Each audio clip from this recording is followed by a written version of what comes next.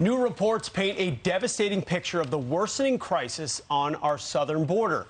Filings from June show that officials encountered more than 200,000 illegals for the fourth straight month. And even more disturbing than that, 56 of those apprehended this year had been flagged on the terrorist screening database. Senator Ron Johnson just returned from touring the epicenter of the crisis in the Rio Grande Valley, and he joins us now. Senator, great to have you this morning. Thank you.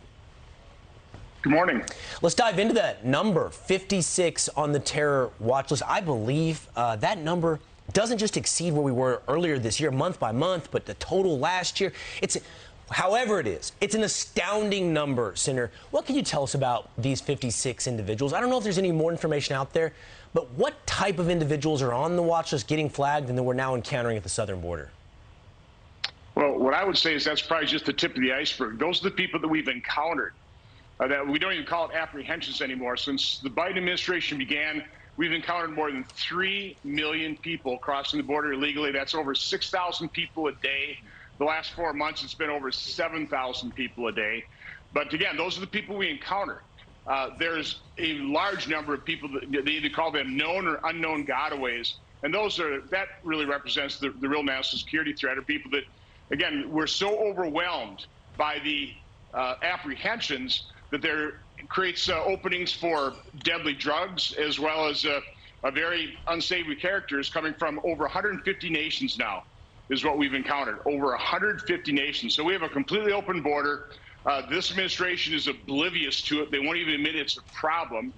President Biden, Vice President Harris haven't even been to the border.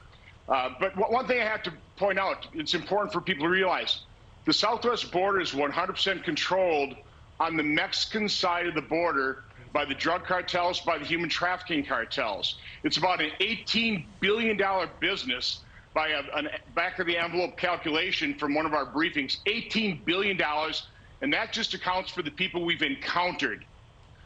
So wow. We are pumping, there's billions of dollars being pumped into these organizations being facilitated. This multi-billion-dollar business model is being facilitated by President Biden's open border policy. It's sick. And the human depredations, I wish I could convey to your listeners how profoundly disturbing it is to go there and encounter, for example, a 6- and 7-year-old girl unaccompanied. All they have is their birth certificate and a phone number and an address of somebody they know in the U.S. If they lose that, what happens to them? And, Bill Malugin is doing a great job reporting. He was at the border with us, told us that a few weeks or few months before, that very spot of similarly young girls had just been raped, and they were being given medical attentions by Border and Customs Patrol. The human depredations, the drug trafficking, the human trafficking, the sex slaves caused by this illegal flow, that needs to be highlighted. But again, other than Fox News, a few other outlets, the mainstream media is not down there. They're covering up for Joe Biden. They're complicit in this. They are corrupt. Well, speaking of, well said, by the way, and thank you for going there. I wish administration officials would actually go talk about it. Of course, they won't, so you are. Thank you for doing that. You've also been all over the story, speaking of not telling the story of Hunter Biden, and that story was suppressed, we know, by social media against the New York Post. Well, now the New York Post has another data point, and you followed this as close as anybody. Here's a portion of what they've now learned in looking at the laptop. Hunter Biden often would huddle with his dad in the days or even minutes after high-profile meetings.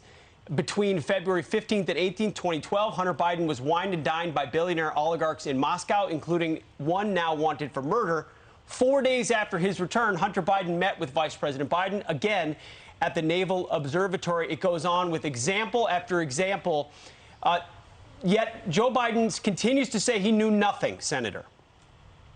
Well, the media continues to cover up for him. Senator Grassley and I, we tried to warn Americans that we issued our report in September of 2020 that showed the vast web of foreign financial entanglements, the corruption of Biden, Inc. But the mainstream media not only ignored it, they accused us of soliciting and disseminating Russian disinformation. And of course, we had 50 intelligence officials also perform their own intelligence or their information operation. As they said, that's the Hunter laptop was basically a Russian information operation.